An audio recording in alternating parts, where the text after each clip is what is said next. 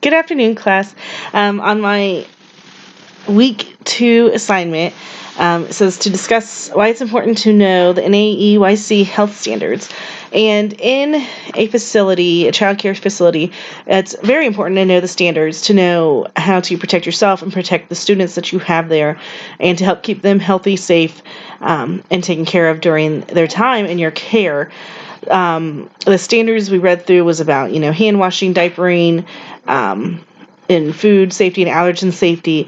And to us, at times, I think like reading it, it's like, okay, well, this makes sense not to put food where you would diaper a child at, because there could be fecal transfer or whatever could happen there, even with urine or anything on the food that you would then feed students. So it seems, I guess, common sense to us, but in the fact that it's caring for children, this is stuff that has to be written down and taken care of so that the children are taken care of. And then we just have a set standard of how it works, and that has to be followed. In anything that happens, I know that people tend to, if you would tell them, hey, you cannot put the snacks in the same area that we diaper children, then they would say things like, well, where's that written down at? Or, to try to cover themselves instead of just saying, oh, okay, well, this makes sense why we would not do that. So these standards are there for the safety of the children and to help cover yourself if you were to follow the rules. And somebody might ask why. Well, you can say, well, this is because of the NAEYC standards that they've set for child care settings. To explain how this knowledge will support creating a healthy environment, just like what I said in the different standards. So another example would be for allergens. If everyone knows that certain children have certain allergens and what it's for and how to take care of them, if the entire staff knows, it's better than just one person knowing. Because what if, for some reason, you're dealing with a child that needs some type of help, and you have somebody step in your classroom, and then a child that, say, has a peanut allergy is exposed to that and needs help. If you have this other staff member in there and they don't know this child's needs, and if they need an EpiPen or whatever might be the standard for them that their parents sit and the doctors sit, then that is a risk for you and the child and for the facility. So by having the entire staff knowing that they know they can watch for that and make sure they keep that allergen away from the student, and as well if they are induced to it or have anaphylactic shock, then they can be taken care of properly, and a proper protocol can be taken care of because they know what it is for that child. I know in my facility specifically, we have 2 children that have gluten allergies, and we have 1 child that has a possible peanut allergy. It's not been... I say possible. This is something, and I don't understand because I don't have children that have allergens. But this child has had hives appear from being around peanut butter, but they've not had the allergen testing done on this child yet because this child's also autistic, and the mother does not want to put the child through the testing. So it is listed as a possible allergen. The mother always sends special snacks and lunches just for that child, because it's only when the child eats peanuts or peanut products or products around peanuts. So she always has her own, and we just have to make sure that child does not eat anybody else's meals, which, again, seems like common sense, but when you get a bunch of kids at a table and they're curious about what somebody else is eating, they'll touch other kids' meals, or they'll try, may I please try your Cheetos, or, and in that process it can be a cross-contamination, totally accidental. So it's something good that everybody knows so that everybody can work together as a team and help make children safe and have a safe environment for them.